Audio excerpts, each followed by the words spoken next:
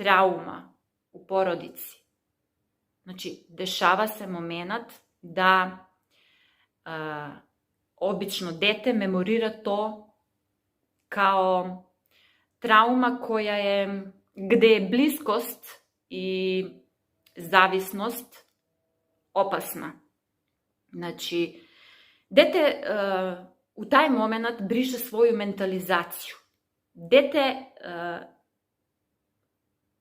ne može na neki način prihvatiti, znači neki objekat koji je njemu bitan, koji je njemu zaštita, odjednom ga povređuje. Evo, uzmimo za primer seksualnu traumu, seksualno zlostavljanje dece.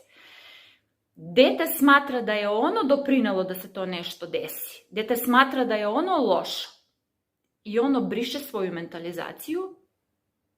Ja mogu da živim bez svoje pameti, ali ne mogu da živim bez